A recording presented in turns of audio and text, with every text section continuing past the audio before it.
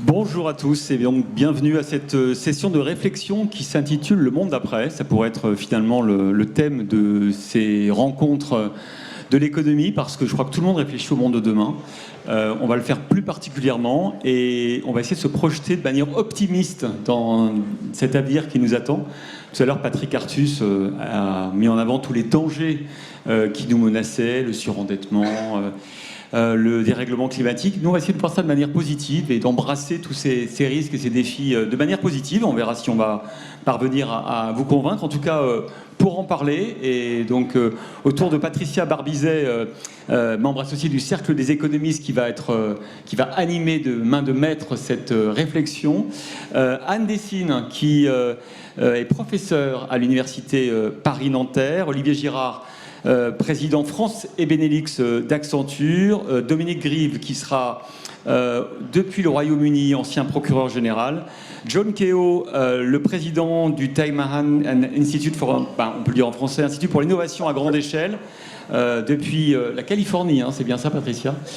Georges Terrier, qui est avocat, qui sera avec nous, qui est à nos côtés en présentiel. Olivier Wild, président d'Amrae. Et voilà, je crois que Patricia, on peut lancer cette réflexion. Merci, bonjour à tous et à toutes. On est bien content de vous retrouver pour les rencontres économiques d'Aix. Et donc, il nous revient de parler du monde d'après. Alors, de quoi demain sera-t-il fait ?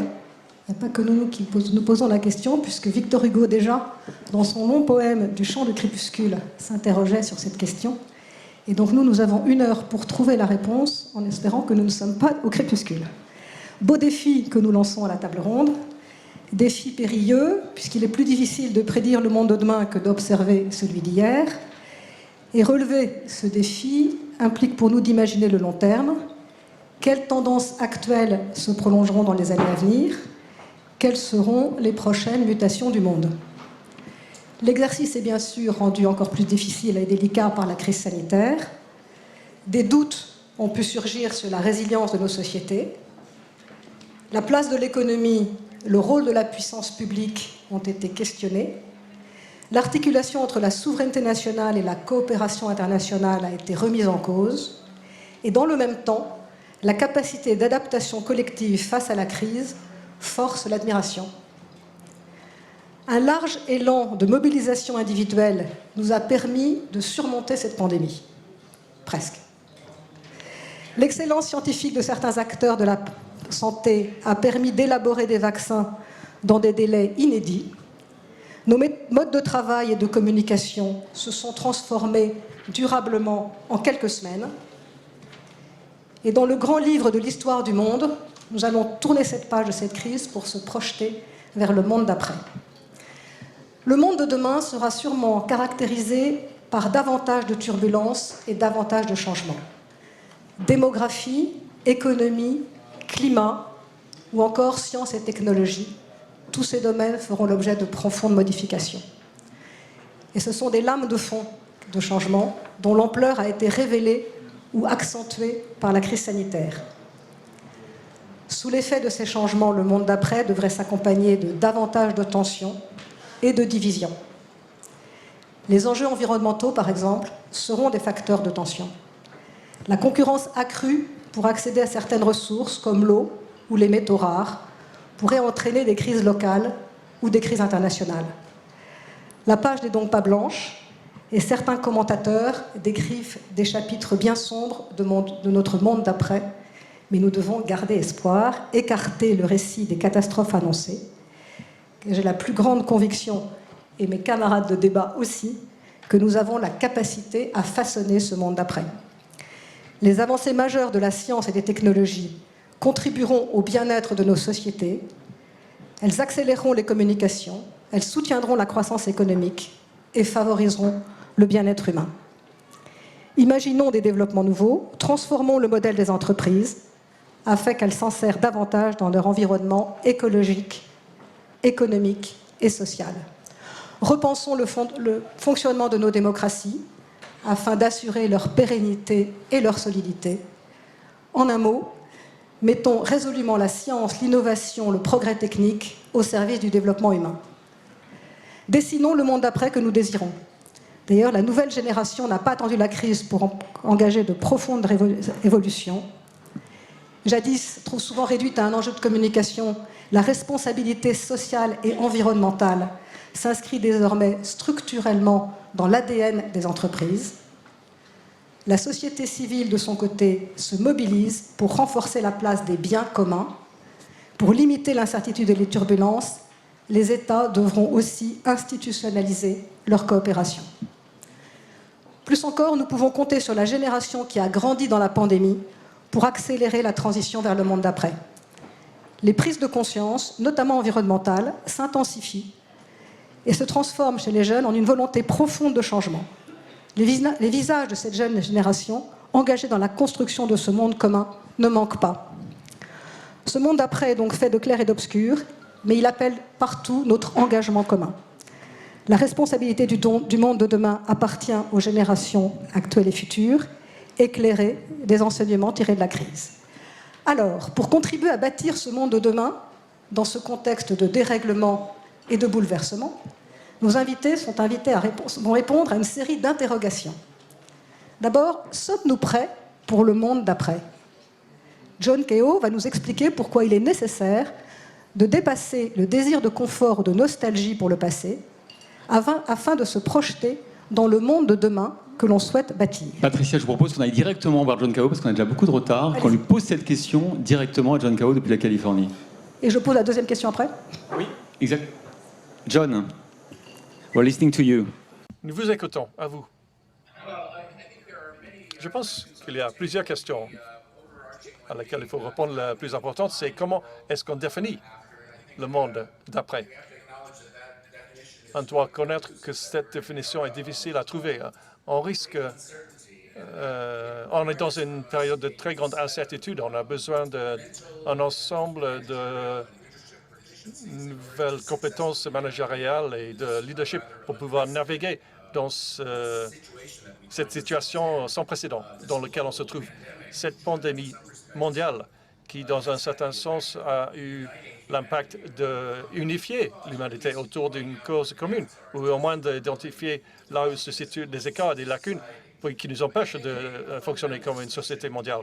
Moi, je distingue entre la disruption et la discontinuité.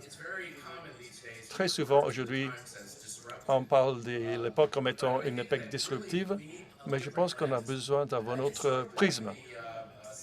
C'est un peu comme les marins au XVIIe siècle qui sortaient de Lisbonne et qui allaient vers l'ouest pour chercher le poivre et le trésor d'un type ou l'autre.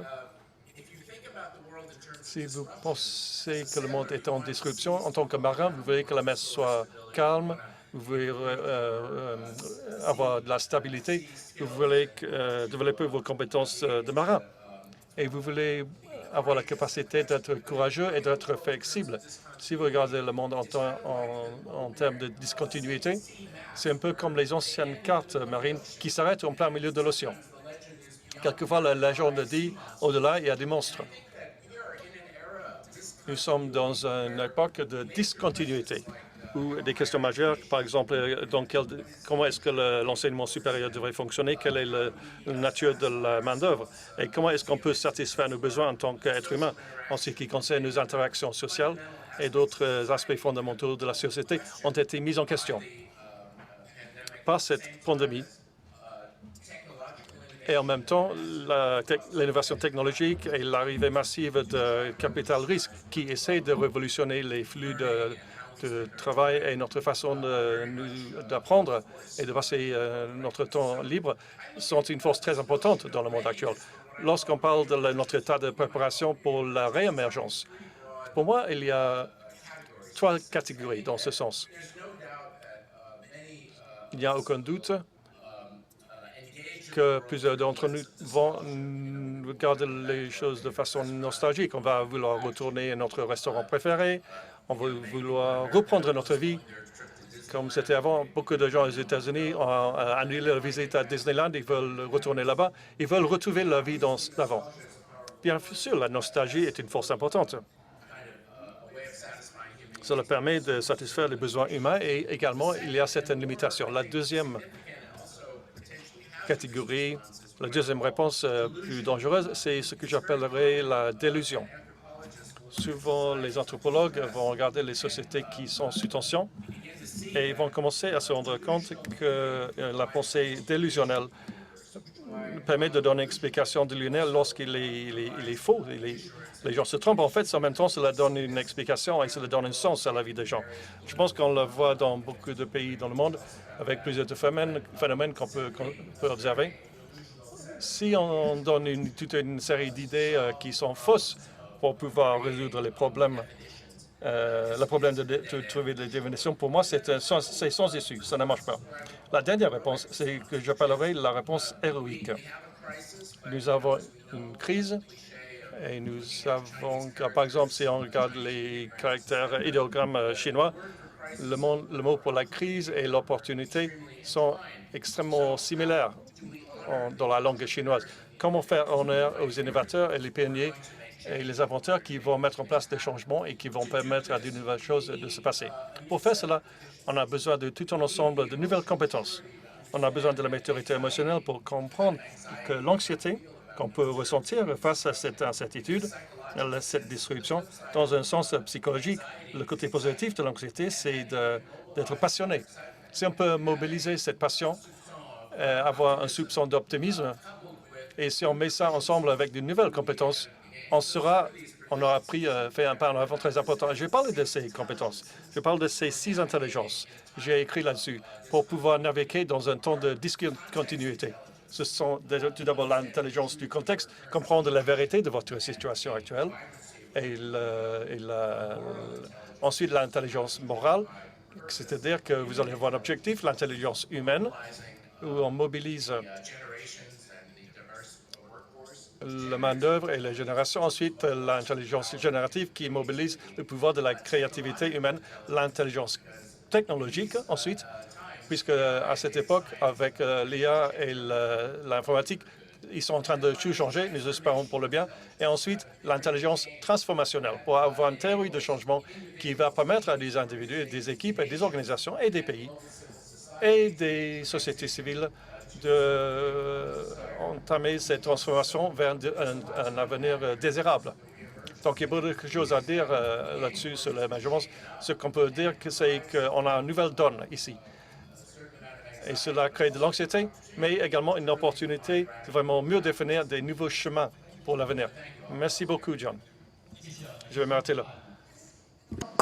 Merci, bravo, John. Comment les États-Unis s'engagent-ils dans la construction du monde d'après, Anne, avec ce regard franco-américain qui est le vôtre? Oui, merci. Tout d'abord, ravi d'être parmi vous en présentiel et grand merci à Jean-Hervé Lorenzi et aux organisateurs. Alors, les États-Unis sont confrontés à un problème particulier. Ils n'ont pas simplement l'après-Covid, ils ont aussi l'après-Trump. Il faut se rendre compte que ça a considérablement perturbé le pays au plan interne, non seulement le fonctionnement des institutions, mais nous le savons, le rôle de la France au plan international. Donc, je vais essayer de montrer que Biden, qui n'est peut-être pas le candidat préféré de tout le monde et que son adversaire qualifié de Sleepy Joe, Joe l'endormi, a pour le moment fait un parcours sans faute parce qu'il a compris qu'il fallait agir fort après 40 années de propagande républicaine, de politique républicaine qui se sont appuyées d'abord sur la méfiance que l'on trouve dans la Constitution vis-à-vis de l'État fédéral. Il faut savoir que les nouveaux États avaient très peur que l'État fédéral n'empiète sur leurs prérogatives. Donc cette méfiance, elle existe, mais les républicains, et surtout les républicains depuis 40 ans, mais déjà Nixon, ont commencé à mettre en équivalence. Méfiance pour l'État fédéral veut dire on n'a pas besoin de bureaucratie, donc on peut avoir des baisses d'impôts, donc il faut étrangler tous les ministères, toutes les agences, etc.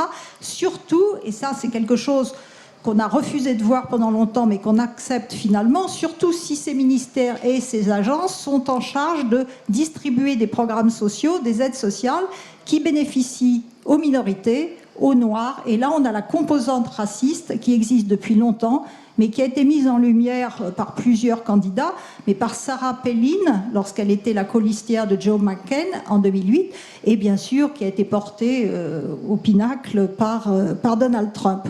Donc en fait, cette propagande républicaine durant 40 ans a montré un État fédéral comme l'ennemi numéro 1, Et ça se voit bien dans les sondages. Encore qu'il faut distinguer les élus républicains, et là c'est 99% contre l'État fédéral, et quand même les électeurs républicains qui commencent à se rendre compte que peut-être l'État peut faire quelque chose de bien.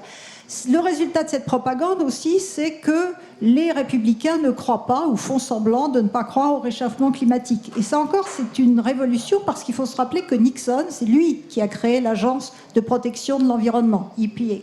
Mais au fil des années, avec la propagande des radios libres, parce qu'aux États-Unis, depuis les années 80, il n'y a plus de ce qu'on appelait Fairness Doctrine ou de temps égal. Donc une radio républicaine peut déverser des horreurs, des contre-vérités 24 heures sur 24 sans qu'un CEA ou CSA ou qui que ce soit dise quelque chose. Et incidemment, 70% des électeurs républicains sont convaincus que Trump a gagné.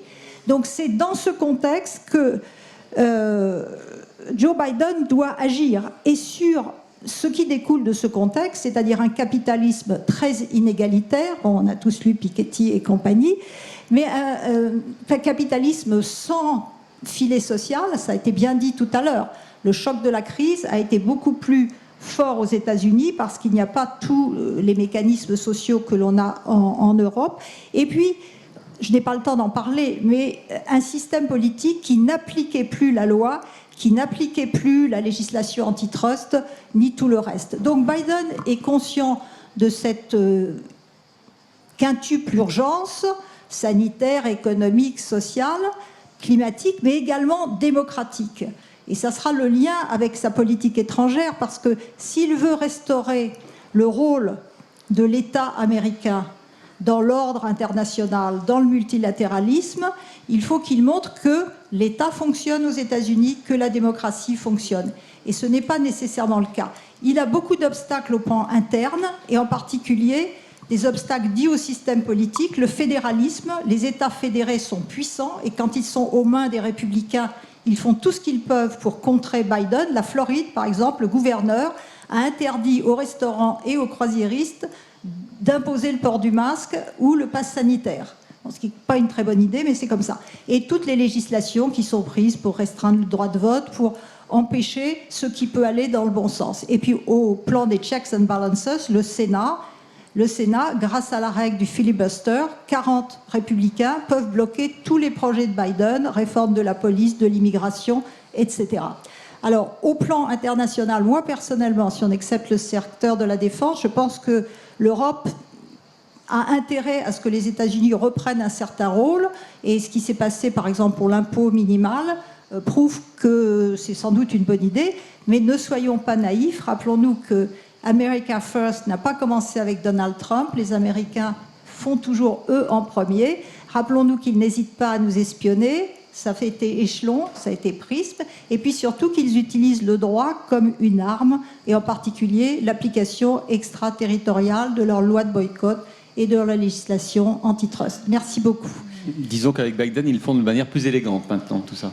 Oui, c'est un peu gommé. Non, mais si par exemple l'accord avec l'Iran refait surface, bon, a priori, nous pourrons peut-être réinvestir toutes les choses que nous avons dû rapatrier en urgence du marché iranien. Merci Anne. On part au Royaume-Uni, Patricia ? Alors absolument, le Royaume-Uni, Dominique Grieve, ancien procureur général britannique. Quelle sera la place des États-Unis, du Royaume-Uni dans ce nouveau monde après Brexit ? Mais merci Patricia. Il est évident qu'au Royaume-Uni, le monde d'après, ça reste le monde d'après le Brexit. Parce que le débat continue sur le rôle du Royaume-Uni à l'échelle globale, et bien que ceux qui ont voté pour rester et qui ont resté pour quitter l'Union européenne partagent des points de vue sur l'avenir, particulièrement sur artificial intelligence, high-tech, la nécessité de se moderniser. Ce qui n'est pas du tout clair, c'est où le débat va aboutir du point de vue de l'alignement du Royaume-Uni, soit avec l'Union, effectivement avec européenne, donc nos voisins européens, ou une demande de prendre le grand large de faire des trade deals avec l'Australie, de rejoindre le Trans-Pacific Partnership et d'abandonner la réglementation qui a comme origine notre adhérence à l'Union européenne et de faire autre chose, et particulièrement un trade deal avec les États-Unis. Et ce qui est intéressant, c'est que ce débat aussi divise ceux qui ont voté pour quitter l'Union européenne. Il est évident au sein de mon ancien parti, le Parti conservateur, il y a des avis très partagés à ce sujet qui se sont manifestés particulièrement avec le trade deal récent que nous essayons de faire avec l'Australie et ce que ça fera pour l'agriculture au Royaume-Uni, et non seulement pour l'agriculture, mais aussi pour la conservation de la nature.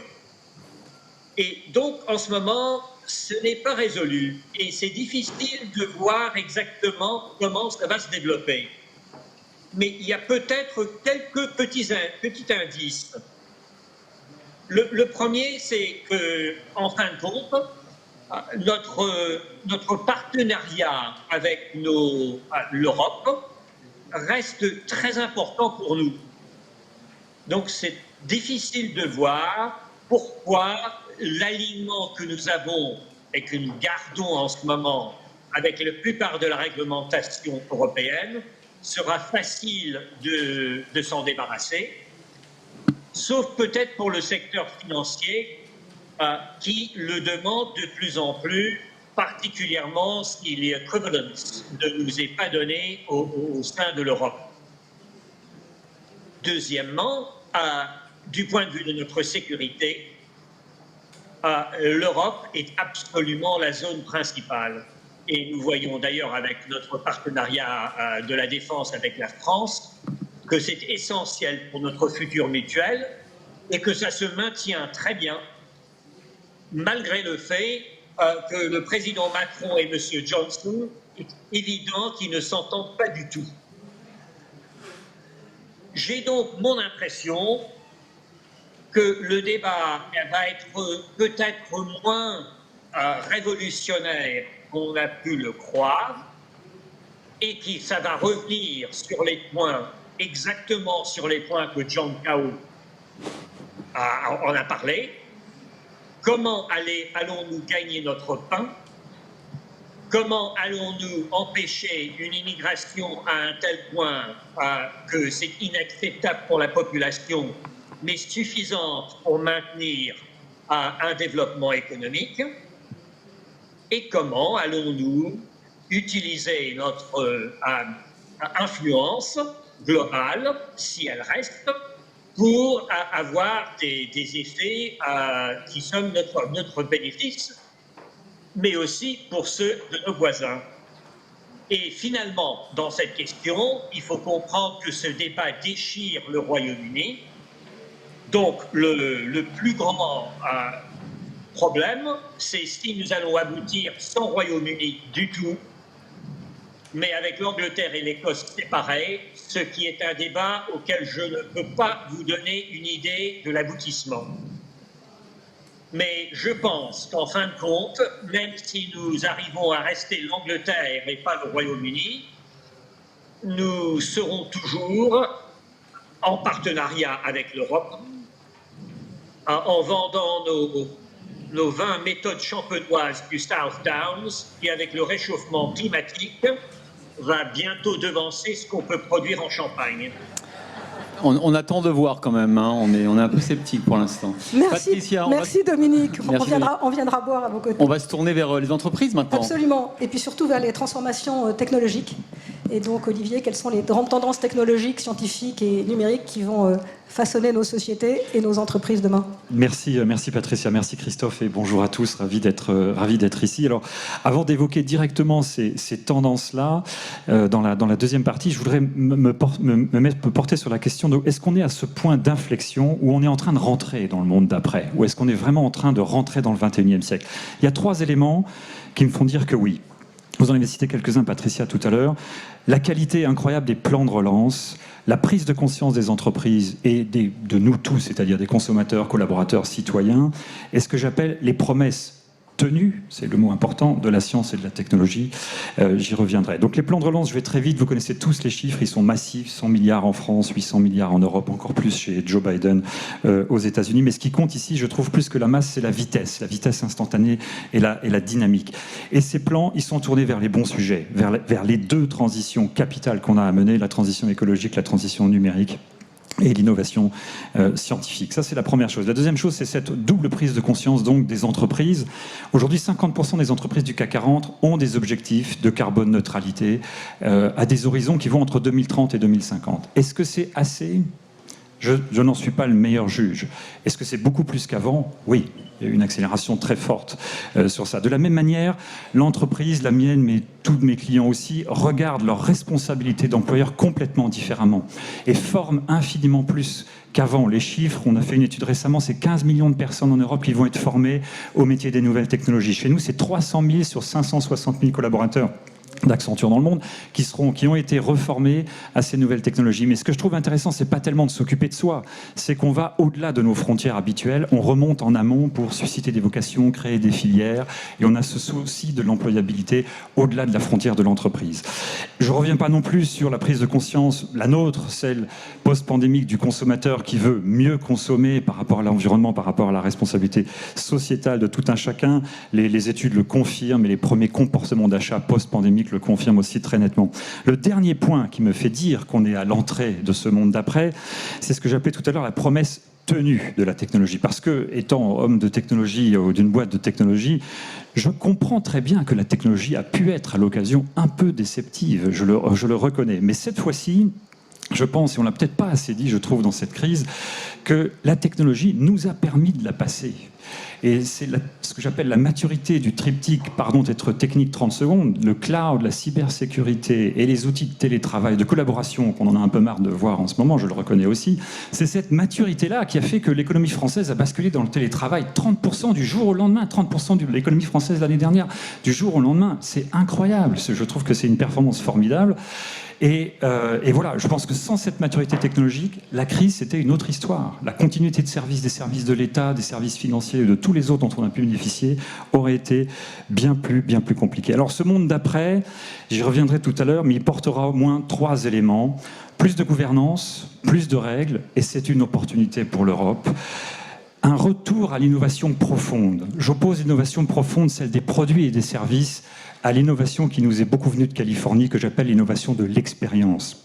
La course au moins de clics possible, que j'oppose à la voiture connectée, à l'avion à hydrogène, à l'usine du futur, qui sont à mon avis bien plus importantes et bien plus révolutionnaires pour le monde. Et je terminerai en disant, voilà, je crois beaucoup à la réalisation de la promesse de la technologie et de l'ingéniosité humaine. J'aime beaucoup cette phrase, mais vous me le pardonnerez, c'est la raison d'être d'Accenture. Merci. Belle raison d'être. Merci beaucoup, Olivier. C'est juste qu'on a découvert pendant cette crise, c'est sans doute le risque et à la fois la peur du risque et la gestion du risque, Patricia. Oui, il y a 2-3 risques dans cette affaire, finalement. Et ça, c'est Oliver qui va nous les expliquer. Comment saisir l'avenir en prenant des risques ? Comment saisir l'avenir en prenant des risques qui tiennent compte des parties prenantes, qui sont diverses et différentes aujourd'hui, et en organisant techniquement et financièrement les entreprises, leur souplesse, leur réactivité, dans un équilibre citoyen de partage des risques et de responsabilités qui sera forcément différent. Merci, bonjour à toutes et à tous.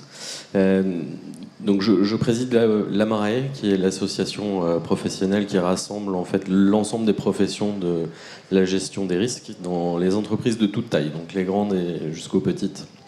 Et pour rebondir sur le sujet de l'innovation, je vais vous parler de risque, parce qu'en fait l'innovation ne peut pas se réaliser sans prise de risque. La relance post-crise dont on parle, elle ne peut pas se réaliser sans prise de risque non plus. Et la construction des nouveaux modèles doit se construire avec une prise de risque. Car tous les anciens modèles, on a pu le voir avec cette crise, ont été crash-testés et n'ont pas forcément résisté et ne pourront pas résister aux prochaines crises. Mais j'insiste sur le fait que le risque, c'est pas un gros mot, ni un obstacle, et bien au contraire. Ce qui est un gros mot, c'est le risque ignoré, c'est l'aversion au risque. Cette aversion au risque, c'est celle qui tuera en fait la relance économique et l'innovation. Et en fait, nous incapaciterait à résister ou à nous adapter aux enjeux du monde d'après dont on parle.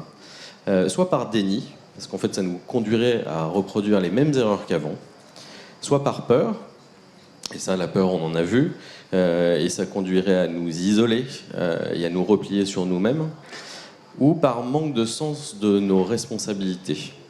Et s'attendre une fois de plus à ce que l'État intervienne et règle tout nous conduirait à une gestion de risque sans anticipation et avec des décisions qui ont des conséquences parfois lourdes et longues dans la durée. Et donc tous ces comportements ne sont pas propices à l'innovation. Pire encore, parce qu'en fait quand les risques ne sont pas gérés ou mal gérés, on voit aussi poindre la réglementation coercitive, voire punitive. Et je pense que la prévention incitative, c'est quand même beaucoup mieux. Si on prend des exemples type Sarbanes-Oxley, est-ce que ça permet de réduire les fraudes? Est-ce que la taxonomie verte accompagne vraiment la transition écologique? Il y a peut-être des façons innovantes, agiles, plus adaptées, en laissant un peu plus de marge de manœuvre aux entreprises pour développer justement ce sens de responsabilité. Et donc, il n'y a pas vraiment de construction de nouveaux modèles sans le socle fondamental de la gestion des risques. Et la bonne gestion des risques, c'est quoi? En premier lieu, c'est l'identification, l'évaluation de ses propres risques et de ses impacts. Dans un deuxième temps, c'est la stratégie de réduction de ces risques grâce à la prévention. Toute cette capacité d'adaptation dont on a pu faire preuve.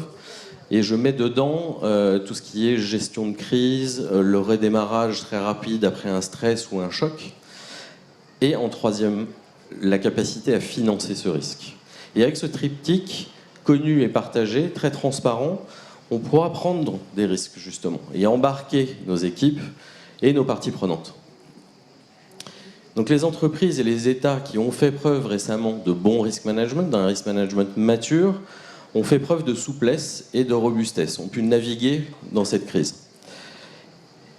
Et avec le risk management, on développe toute une société, un tissu économique qui est à la fois responsable et durable.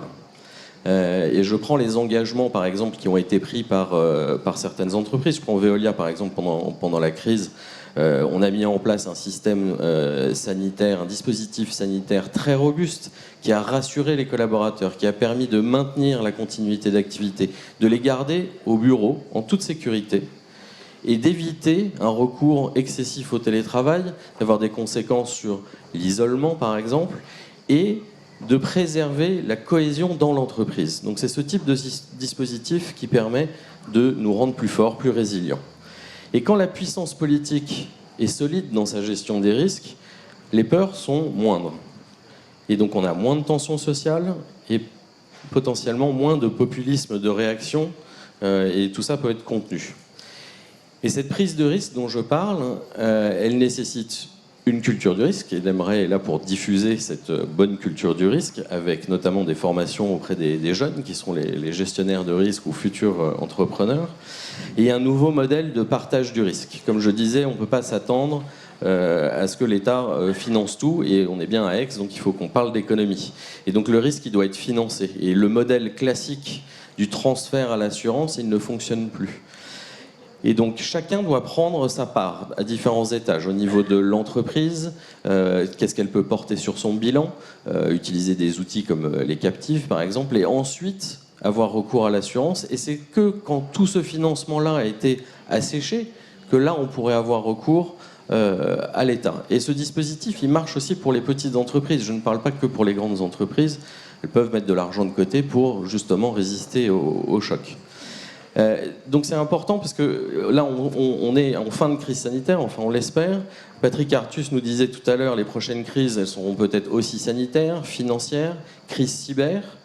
Et donc comment s'y préparer? Et je finirai là-dessus. Christine Lagarde nous disait tout à l'heure qu'on a les bons outils, mais qu'il faut sans cesse les revisiter. Et je pense qu'il faut s'appuyer sur les risk managers qui vivent eux dans le retour d'expérience, dans l'anticipation pour justement mettre à jour ces modèles.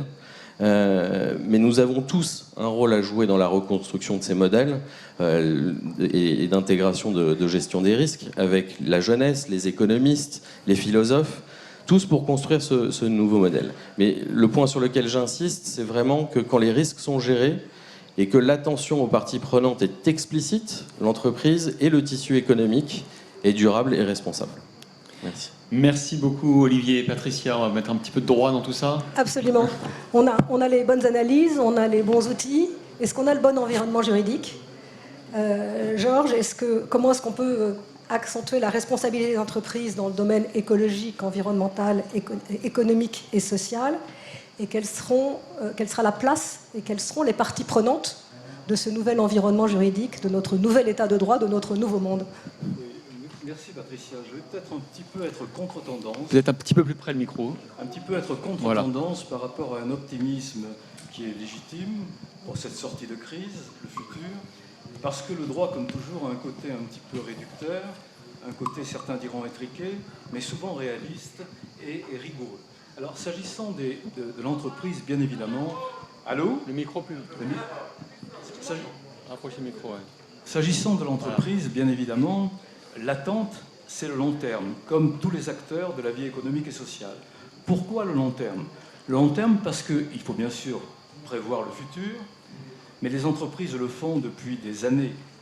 La gestion de la durée, le long terme, ça fait partie de l'essence même de l'activité de l'entreprise.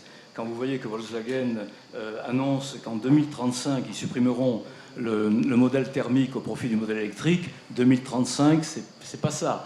Quand vous voyez par exemple qu'en termes de communication, et ça c'est plus nouveau, le dirigeant nouveau d'un grand groupe industriel français annonce le 28 juin dans la presse économique que son groupe a 3 décennies de croissance devant lui et qu'il accompagne l'augmentation du cours de bourse de 3% ce jour-là, on voit très bien que la notion de durée est parfaitement déjà intégrée dans les entreprises. Alors la question qui se pose, s'agissant du long terme, aujourd'hui c'est l'urgence et sa prise de conscience. Pourquoi ? Parce qu'en réalité, les acteurs économiques, les salariés, les parties prenantes, je reviendrai sur une notion très floue, attendent aussi du long terme et de sa prévision d'être rassurés. Rassurés sur le futur, notamment en matière de crise, d'évolution conjoncturelle, de crise sanitaire aussi, de ses conséquences, mais également de pouvoir, à travers le présent, envisager la prévention, etc. Et là, de ce point de vue-là, il y a plusieurs attentes. Les 3 attentes, il y en a 3 pour aller vite et clair. Première attente, une attente de lisibilité de l'évolution de la croissance. Une attente d'extension des engagements et de la responsabilité de l'entreprise. Et une troisième attente, c'est une meilleure gouvernance, une gouvernance négociée, une gouvernance choisie et une gouvernance partagée. Alors, sur la première attente, l'attente de lisibilité, on l'a dit, les salariés notamment, l'ensemble des parties prenantes, souhaitent mieux comprendre les modèles économiques. Les modèles économiques ne sont pas toujours compris, surtout à la veille de la transformation écologique, le carbone, la décarbonation, etc. Rares sont les personnes qui connaissent vraiment les faiblesses et les points forts d'un modèle économique dans une entreprise. Amazon est mieux connu que les grands groupes industriels confrontés à des enjeux technologiques ou climatiques. À cet égard, il y a quand même 2 limites. La première limite, c'est la communication financière. Le marché et le régulateur ont horreur des démarches autoproductives et autoréalisatrices. Ça n'existe pas, c'est dangereux. Et pourtant, la communication sur le fait que 3 décennies de croissance devant nous, avec une hausse du cours de bourse de 3% le jour, on se pose la question par rapport à la notion d'information au marché, qui est exacte, sincère et précise, pour reprendre la réglementation. Dont il y a certainement tout à la fois un besoin de meilleure lisibilité du long terme, mais qui devrait s'accompagner bien évidemment d'une modification des règles de la communication financière. La deuxième limite, c'est une limite bien évidemment qui est liée à la concurrence. Les entreprises, leur stratégie de croissance externe, de développement des brevets, d'innovation et de diversification ne peuvent pas être livrées à la concurrence, même s'il ne s'agit pas de secret de fabrique ou de secret d'affaires, c'est des éléments fondamentaux qui font qu'ils peuvent... Donc là, il y a à la fois un besoin de lisibilité du modèle et de son évolution dans le temps, mais des limites qui font qu'on ne peut pas le donner, le livrer dans des conditions exhaustives et globales. La seconde attente, on a fait un grand pas, c'est l'attente sur l'extension des engagements et de la responsabilité sociale, notamment, et environnementale des entreprises. Nous avions déjà toute la doctrine, notamment européenne, sur la SRE, la RSE, pardon. Nous avons eu, avec la loi Pacte, que tout le monde connaît, en mai 2019, une grande avancée. C'est-à-dire que la traduction classique de l'intérêt social par le Code civil depuis des dizaines d'années, voire plus d'un siècle, a été transformée en ajoutant dans l'intérêt social la prise en compte des enjeux sociaux et environnementaux. Il est bien évident que c'est un paradigme nouveau, et les gestionnaires aujourd'hui, les dirigeants d'entreprise et les actionnaires à leur niveau de l'Assemblée générale doivent, dans la définition de leur gestion et de leur stratégie, intégrer et prendre en compte les enjeux sociaux et environnementaux. C'est un point fondamental. Il y a plus que ça. Il y a plus que ça. Et certains y verront des débouchés, à savoir le dispositif de la raison d'être et de l'entreprise à mission.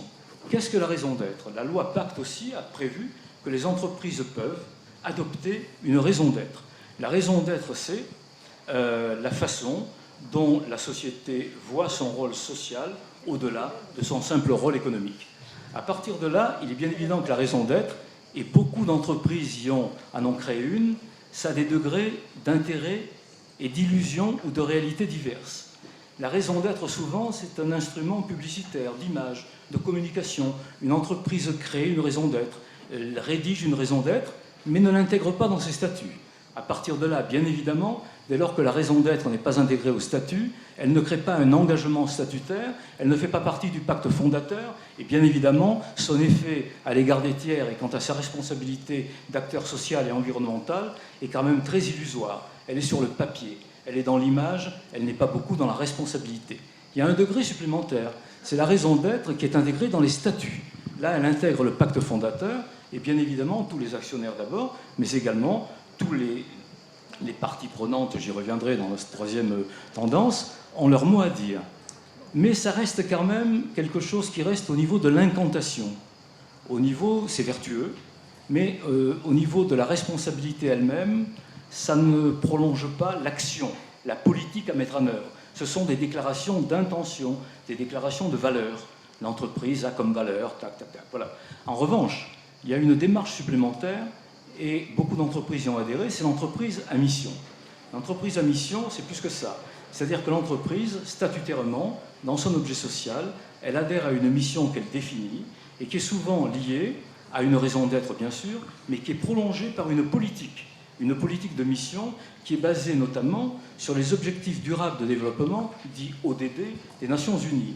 Et à partir de là, bien évidemment, elle a une obligation de les mettre en œuvre. En général, elle le fait. Elle a un comité de suivi de mission. Elle a un rapport qu'elle fait à l'Assemblée générale. Le personnel suit des formations, pour reprendre ce que mon collègue à côté disait, à savoir il y a une vraie politique, une vraie mise en œuvre de responsabilité sociale et environnementale.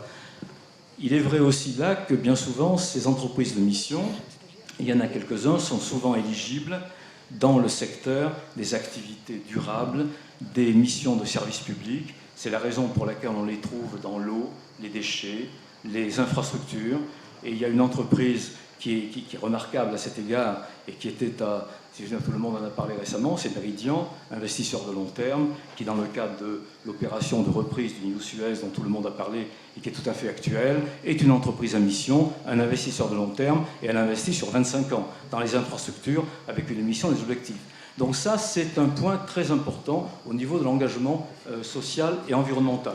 La dernière idée, mais je vais l'évoquer simplement pour mieux la défaire, c'est les parties prenantes. Les parties prenantes est une tendance qui vient d'une culture américaine, de stakeholder theory, et qui est dans l'essence de la culture des contre-pouvoirs, checks and balances. Et à partir de là, une tendance a voulu qu'on introduise dans le droit des sociétés l'intérêt des parties prenantes. Toutes les tentatives d'introduire l'intérêt des parties prenantes dans l'objet social et l'intérêt social de l'entreprise a avorté. Pourquoi? Pour deux raisons. La première raison, elle est juridique. C'est qu'il est difficile de définir la partie prenante. Elles ne sont pas homogènes, elles sont disparates, elles ont des intérêts particuliers, elles ne sont pas convergentes, donc il est difficile d'en faire une partie à elle seule. Et la deuxième considération qui a fait qu'on a abandonné cette notion, c'est tout simplement que les parties prenantes, parce qu'elles ont des intérêts particuliers, parce qu'elles obéissent aussi à des cultures différentes, elles ont tendance souvent, en tout cas il y a un risque, d'instrumentalisation de la direction générale et des dirigeants au profit de leurs intérêts particuliers. C'est la raison pour laquelle aujourd'hui ça n'a pas abouti. Donc, toutes ces valeurs vertueuses, et c'est ce que disait un peu Philippe Aguillon dans son bouquin sur le rôle de la société civile, il est difficile de passer du notionnel, vertueux, théorique, à l'effectif, parce que l'effectif, bien sûr, se heurte à des problèmes d'analyse comparative des choses, et notamment les parties prenantes ont échoué au niveau du passage du notionnel à l'effectif. Sacré sujet de débat. Merci Jean. On va peut-être vous laisser poser des questions sur ce monde d'après. On voit que le code a changé et qu'on cherche tous les nouvelles règles.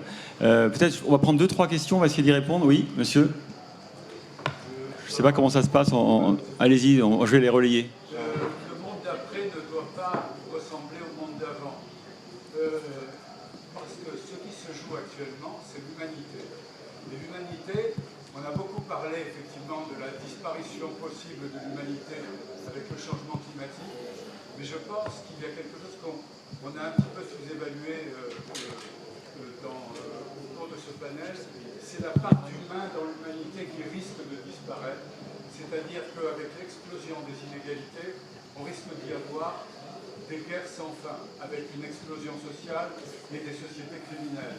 Et si on ne prend pas en charge de façon absolue et radicale et massive une redistribution importante des richesses, on risque effectivement de ressembler à un monde d'avant, mais en pire, comme disait l'autre. Ce que vous dites, monsieur, effectivement, c'est que le risque qui doit être pris en compte, c'est une disparition de l'humanité, de notre humanité. On va essayer d'y répondre. Une autre question, madame, oui. Bonjour. Moi, c'est par rapport au chronos, en fait. Je me demande on sait qu'il faut changer, mais dans quelle mesure, en réalité, les acteurs, les décideurs qui peuvent vraiment créer de vrais changements systémiques sont dans l'urgence. Je vais faire une analogie avec les États-Unis. C'est-à-dire, aux États-Unis, on n'arrête pas justement, les journalistes, même certains hommes politiques, n'arrêtent pas de ramener les États-Unis au cœur de l'Europe en disant « mais en fait, ils démarrent beaucoup plus que nous, le plan de relance est beaucoup plus massif, etc. » Mais ce qu'on oublie, c'est que les États-Unis ont été assez seuls, finalement, pendant la crise. Ils ont été assez peu protégés. Nous, on a été très protégés. Et donc, du coup, ils repartent avec un vrai sentiment d'urgence, alors que, finalement, chez nous, moi qui suis chef d'entreprise, je trouve qu'il y a une forme d'apathie, parce qu'on sait que le gouvernement est là, et donc on n'est pas vraiment dans l'urgence. Parce qu'on a été trop protégés pendant la crise. Et je me demande à quel moment ça devient contre-productif, en fait, pour le vrai changement. Encore une question, ou on essaie de répondre à... Oui, monsieur. Et après, On est malheureusement très pressé par le temps. Très vite, monsieur, parce qu'on a plus de 3 minutes. Messieurs, dames, bonjour. Une question particulière. Le transport aérien international n'a pas été visualisé à part des aides d'État aux compagnies dites legacy, les historiques. Oui. Historiques, voilà.